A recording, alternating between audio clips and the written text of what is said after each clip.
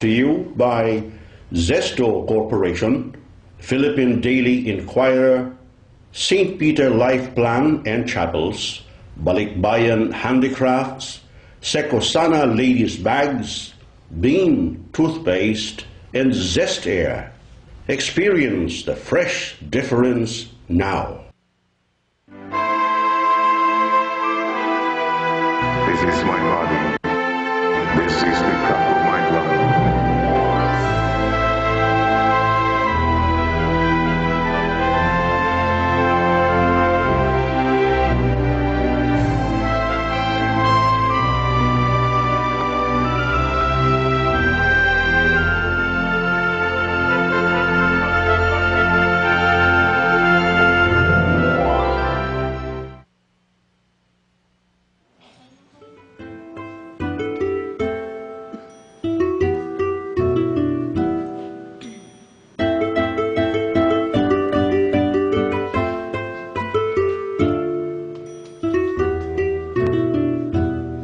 Good morning, brothers and sisters. Today is the Feast of the Santo Niño. The Healing Eucharist Incorporated and the SVD Secretariat for Social Communications, in cooperation with ABS-CBN, Zesto Corporation, Bean Toothpaste, the Philippine Daily Inquirer, St. Peter Life Plan and Chapels, Balikbayan Handicrafts, Secosana Ladies Bags, Zestair, and Mary Mother of the Poor Foundation Incorporated celebrate with you this Sunday's Holy Mass. Our Mass presider is Reverend Father Fernando Suarez, concelebrating with Father Jublas Nolasco. Let us now rise and begin our celebration.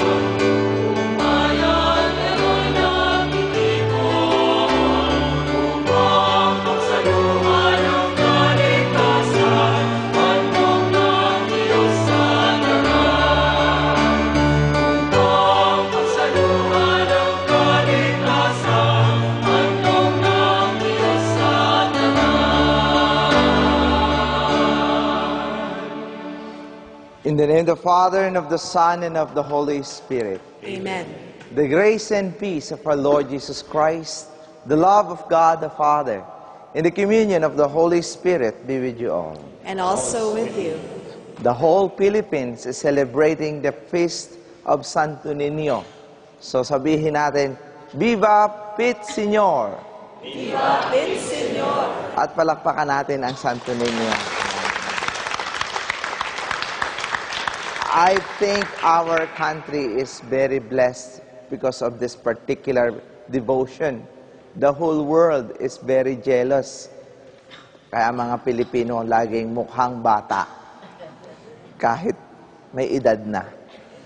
But my dear sisters and brothers, our good God is here right now in a very special way when we celebrate the Eucharist and we are gathered in His name. Punong-puno ng pag-asa, pag-ibig at pagmamahal ang taong sumasamba sa Diyos. So my dear sisters and brothers, for the time and moments in our lives that we fail to worship, love, and trust our God, humingi tayo sa Diyos ng kapatawaran. So inviting you all to close your eyes and bow your heads and ask God for forgiveness for all the sins that we committed. I confess to Almighty God and to you, my brothers and sisters, that I have sinned through my own fault, in my thoughts and in my words, in what I have done, in what I have failed to do. And I ask the Blessed Mary, ever Virgin, all the angels and saints, and to you, my brothers and sisters, to pray for me to the Lord our God. May Almighty God have mercy on us, forgive us our sins, and bring us to everlasting life. Amen.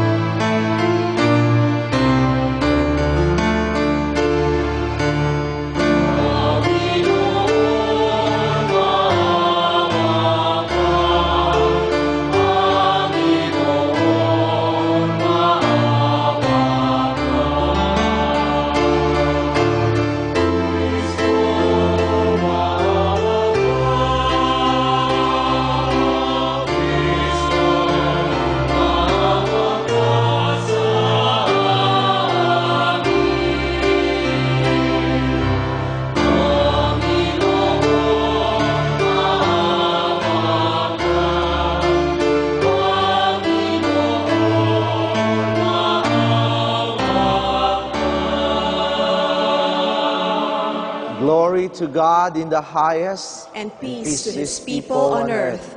Lord God, Heavenly King, Almighty God and Father, we worship you, we give you thanks, we praise you for your glory. Lord Jesus Christ, only Son of the Father, Lord God, Lamb of God, you take away the sins of the world. Have mercy on us. You are seated at the right hand of the Father. Receive our prayer. For you alone are the Holy One. You alone are the Most High. You alone are the Most High, Jesus Christ, with the Holy Spirit, in the glory of God the Father. Amen. Amen. And let us pray.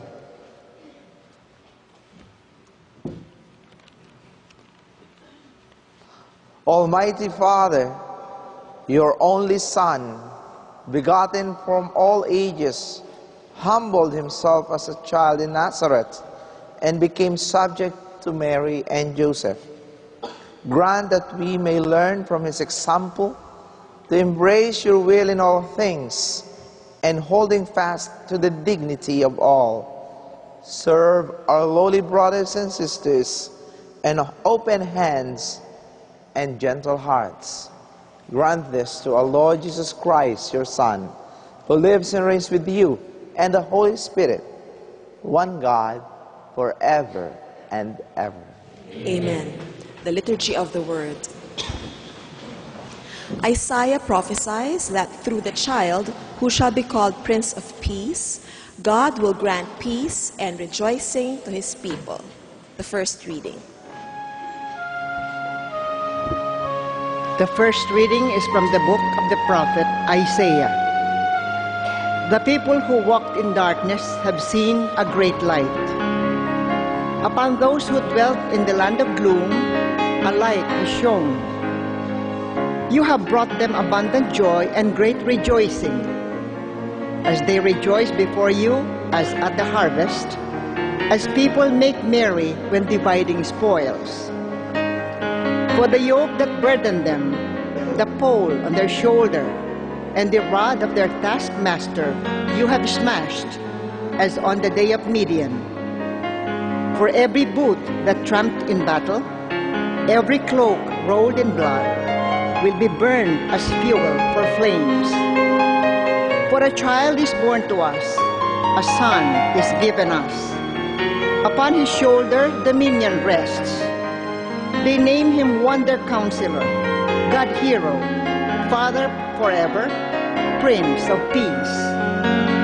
His dominion is vast and forever peaceful.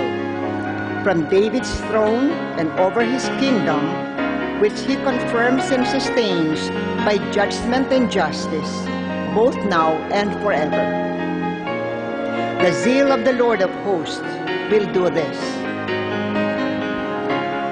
The word of the Lord.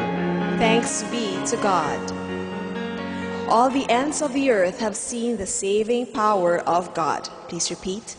All the ends of the earth have seen the saving power of God.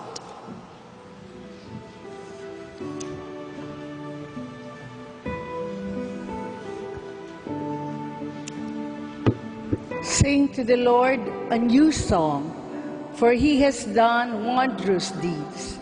His right hand has won victory for him, his holy arm. All the ends of the earth have seen the saving power of God. The Lord has made his salvation known. In the sight of the nations, he has revealed his justice. He has remembered his kindness and his faithfulness toward the house of Israel. All the ends of the earth have seen the saving power of God. All the ends of the earth have seen the salvation by our God. Sing joyfully to the Lord, all you lands. Break into song. Sing praise. All the ends of the earth have seen the saving power of God. Sing praise to the Lord with the harp and melodious song, with trumpets and the sound of the horn. Sing joyfully before the King, the Lord. All the ends of the earth have seen the saving power of God. God loves us and has made us his adopted children in Christ. Paul reminds us to live up to our dignity by leading a holy and blameless life. The second reading.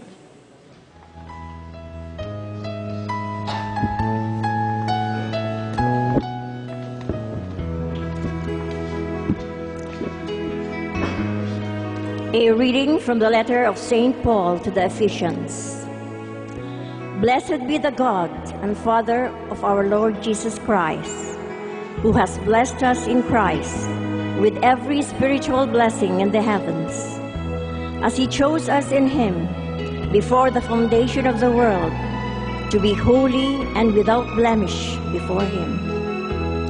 In love, he destined us for adoption to himself through Jesus Christ, in accord with the favor of his will, for the praise of the glory of his grace, that he granted us in the Beloved. Therefore, I, too, hearing of your faith in the Lord Jesus, and of your love for all the holy ones, do not cease giving thanks for you, remembering you in my prayers, that the God of our Lord Jesus Christ, the Father of glory, may give you a spirit of wisdom and revelation, resulting in knowledge of him. May the eyes of your hearts be enlightened, that you may know what is the hope that belongs to his call, what are the riches of glory in his inheritance among the holy ones. The word of the Lord. Thanks be to God. Let us now rise and honor the Holy Gospel.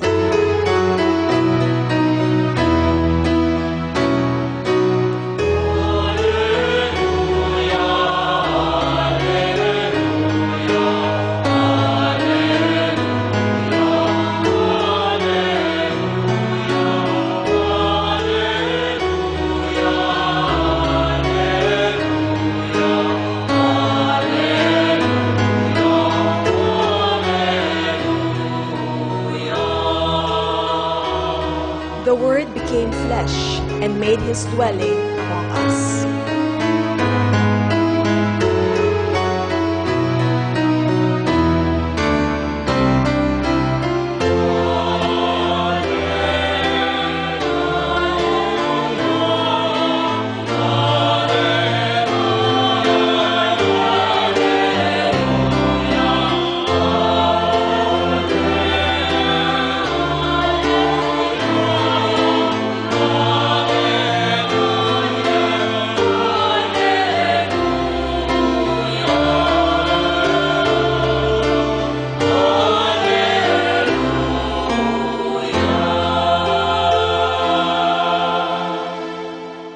The Lord be with you. And also with you.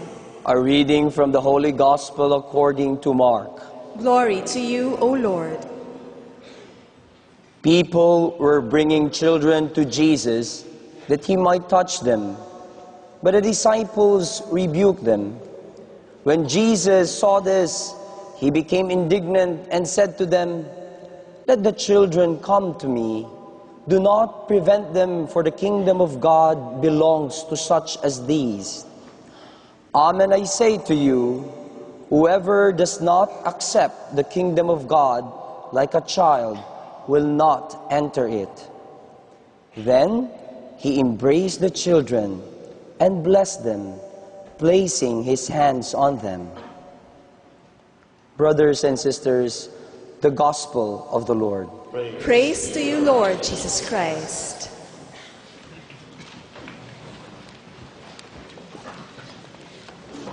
Good morning, everyone. Para mawala ang ating antok, palakpakan muna natin ang Diyos. You know, I keep on doing that, not for you, but for me.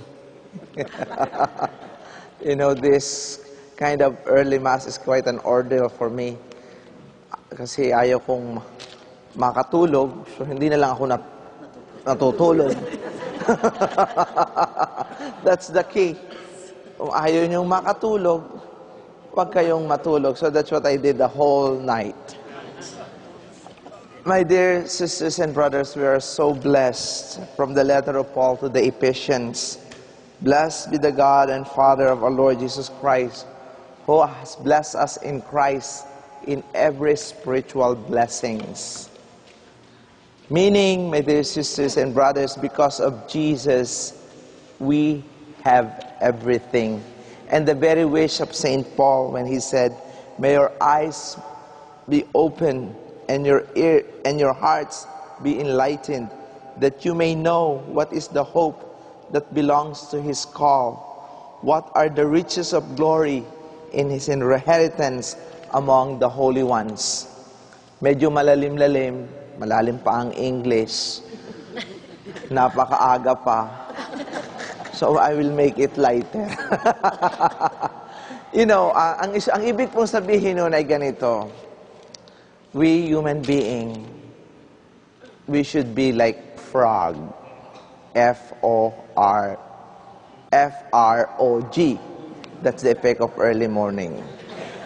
Meaning F, fully, R, rely, O, on, G, God.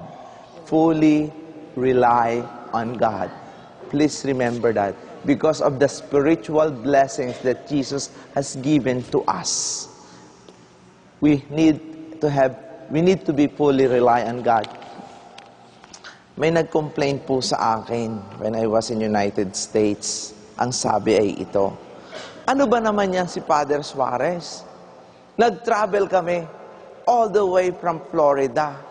Nung turn ko na sa pagpe-pray over, hinawakan ako, tapos may nakitang kakilala. Ito ang sabi, anong ulam natin mamaya?" Tapos lumipat na sa kabila. "Father, we spend so much money. Tapos yun lang gagawin mo." Sabi naman nung nag-organize, di nagka-crisis ang nag-organize. Paano nga ito? Siyempre, ayaw namang mapasama ako. Nagdasal. At ito ang sabi niya. And she also explained it to me in such a way that I understand. Ang sabi niya ay ito, alam mo si Father, ginagamit lang yan ng Diyos. Hindi naman siya nagpapagaling eh. Dinadaluyan lang.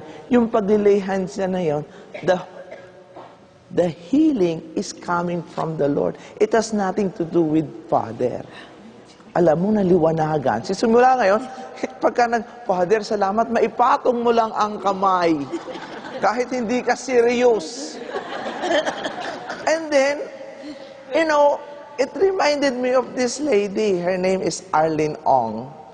Not too long ago, at least around 2-3 years ago, a friend of mine, her name is Lulu Day. May kaibigan siya si Tere. May-ari ng Cinderella. I was on my way to Australia. Tumawag, Father, mamamatay na itong aking kasama. Please pray over. Sabi ko, I'm busy. Father, please. Sabi ko, sige, pupuntahin mo na lang sa bangketa. And sa EDSA po, doon kami nagkita, naka-stretcher. Vegetable. Dahil daw po ako'y nagmamadali, pagkahawak ko raw, ang sabi, ay, okay na yan, okay na yan. Okay na. Tapos pinabayaan na kami. But this woman heard it. And she said, okay na ako. So she went to the doctor. Si Dr. Agapon ng Makati Med. Sabi po ni Father, okay. Sabi niya, you're not okay. To make a story short, huwag niyo na po akong i-surgery. Okay na. Kumuha ng second opinion, hindi sinergery, she is vegetable. Alam mo, gumaling. Magbabayad na ngayon. Magbabayad na ngayon. Sabi daw ng doktor, huwag ka nang magbayad. Wala akong ginawa sa'yo. My dear sisters and brothers, ito ang itinuturo sa atin ng Santo Niño, to fully rely on God. Not too long ago, last Monday, I celebrated the Mass, first time ever, sa Philippine Stock Exchange. My goodness, I was there and I felt so sorry for the people. First time ever na lahat ng attend ng Mass nakaganyan. Sabi ko, my dear Lord, I'm praying that you will not have a stiff neck. And I said, probably this will be the first time ever na ang nakikita nyo ay hindi yung mga numero taas-baba, taas-baba. What you're seeing is me and Jesus. But you know what I told them? I feel so sorry for all of you. Because at your work, you have no control. But today, we will pray. And please remember the PUSH. P-U-S-H. Pray until something happens. We will all pray together that this will be the all-time high of your stock market. This will be the best year. True enough, I was on my retreat. People keep coming to me, Father, tumaas nga po ang stock. Sayang, hindi kami nakabili. Hindi kami naniwala sa prayer. Ito rin ang itinuturo sa atin ng Batang Santo Niño. To pray until something happens. My dear sisters and brothers, as what St. Paul said, we are so blessed because we receive from Jesus every spiritual blessing on heaven, on earth. We receive a spirit of adoption. We are no longer slave. You have now an access to God. Lahat ng magdarasal, may access na sa Diyos. Lahat ng mga problemado, masosolve ang inyong problema. Amen. Amen.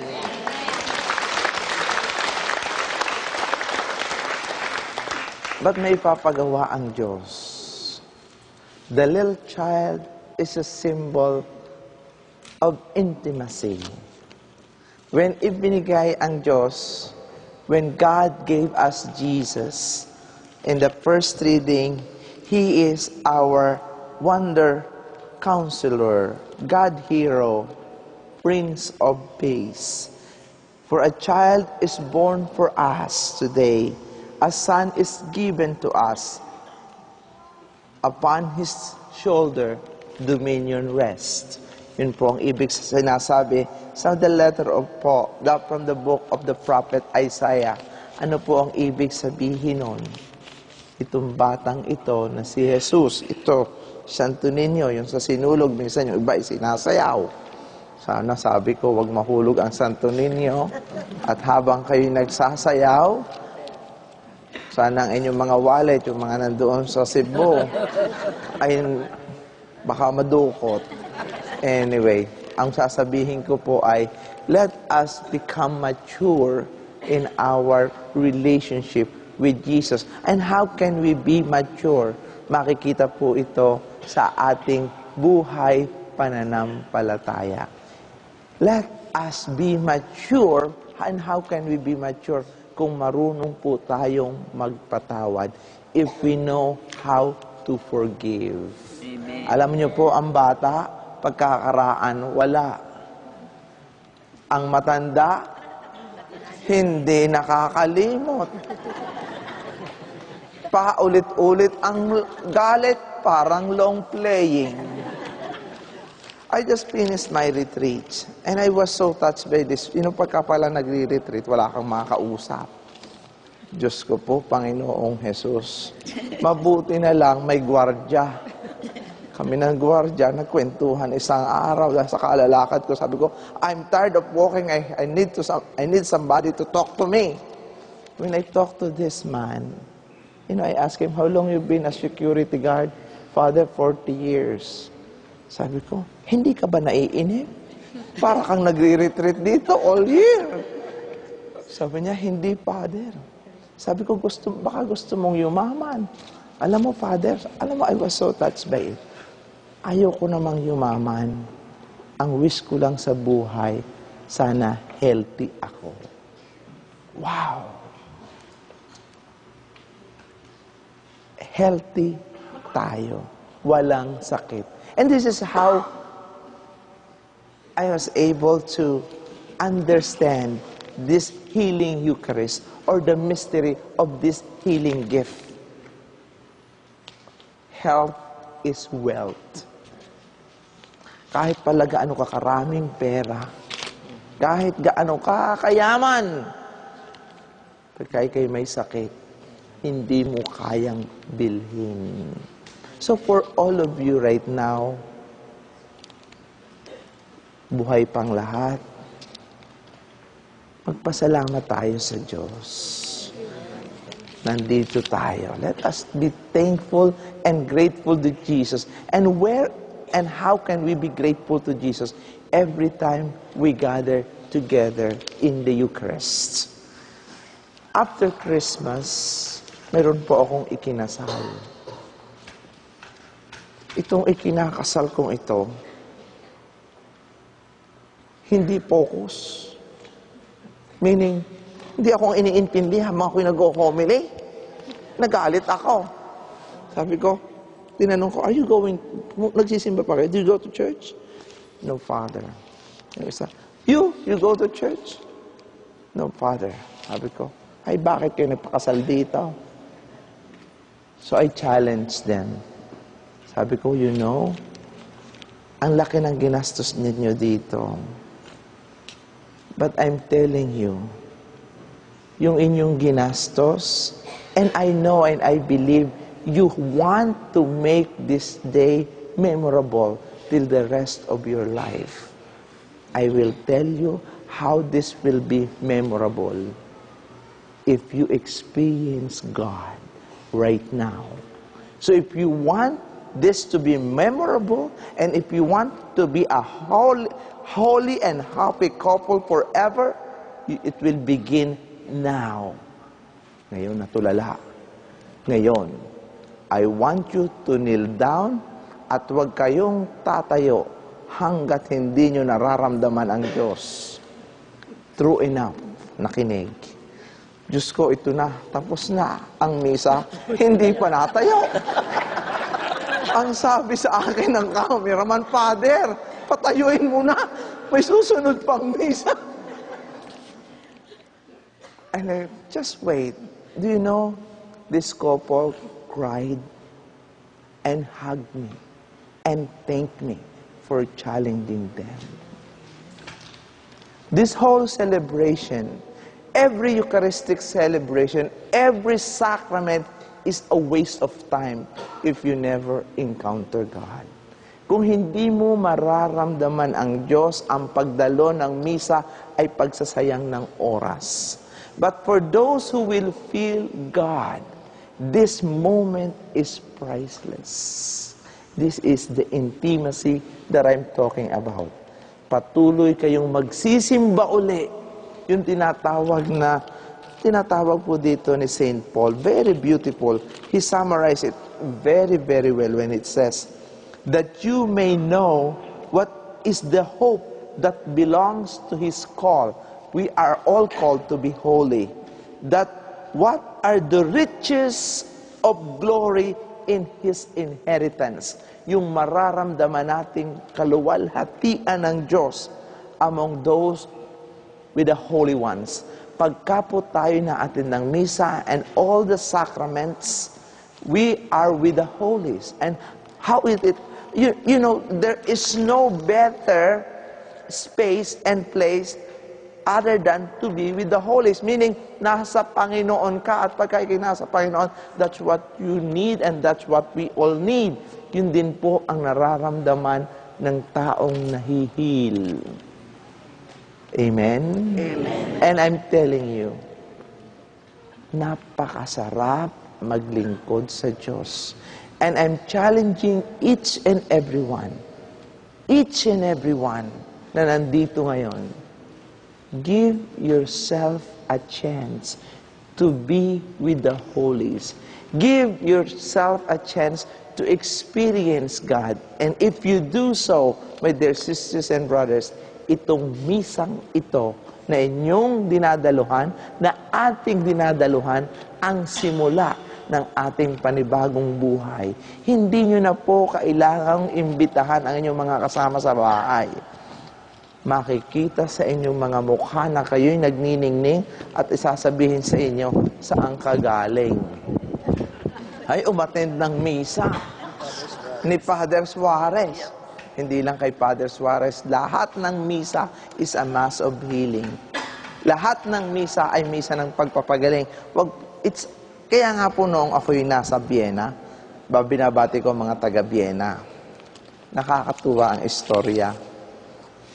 Anong ako po ay nandun, I was a seminarian. I attended World Youth Day 2000. I was asked to minister to these people. So, nagpe-pray over po ako.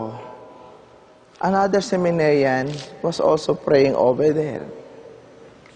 Pawis na pawis siya. Tapos, nung ako po yung nagpe-pray over, some people are getting healed and some people are falling down and experiencing some things. So, the seminarian approached me and said to me, Fernando, can you please teach me what are you doing? I said, I'm not doing anything. What are you doing? I'm trying to let God come into these people. My dear sisters and brothers, that's not how it works. Let God do His work. As what I've said to sa mga tao sa Philippine Stock Exchange, sa PSE, we are not in control. And it's good that we are not in control. It's good that God is in control, because if He is in control, we are in a better place. We are in the better space. Something good is going to happen. If we are in control, mag-doubt ka pa. If we are in control. But if you know that God is in control, you have nothing to doubt, because our good God is the one leading us and guiding us to the better place. Amen. Amen.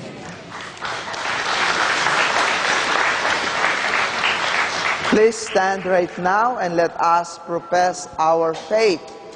I believe in God, the Father Almighty, creator of heaven and earth. I believe in Jesus Christ, His only Son, our Lord.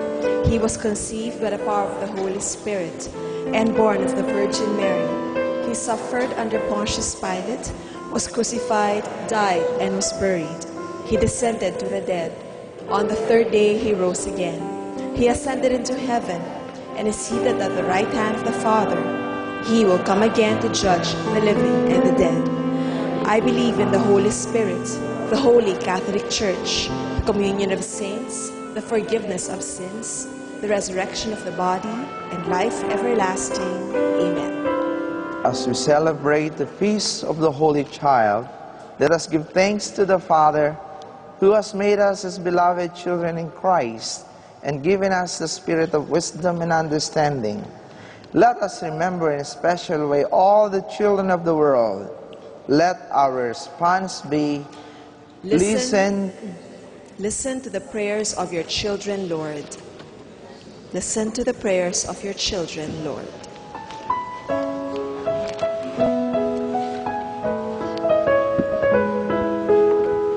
For our Holy Father, bishops and church leaders, may they continue to proclaim by word and example that God's kingdom belongs to children, to the poor and the humble. We pray. Listen to the prayers of your children, Lord. For children who beg, scavenge for food, or are forced into labor, may our civil leaders work to give them hope for a better tomorrow. We pray. Listen to the prayers of your children, Lord. For children of broken homes and those who suffer because of neglectful and uncaring parents, may adults take their responsibility toward them seriously, love and care for them, and show them the beauty of life. We pray. Listen to the prayers of your children, Lord. For adults, may they never lose the spirit of a child, and so live with one another in friendship, freedom, and openness. We pray. Listen to the prayers of your children, Lord. For all missionaries who have left home, country, and family to proclaim the gospel of all nations, may the Lord protect them from all dangers, strengthen them in their loneliness, give joy to their communities, and fulfillment in their apostolate. May the Lord reward them in this life and in the life to come for their sacrifices and generosity for the kingdom. We pray.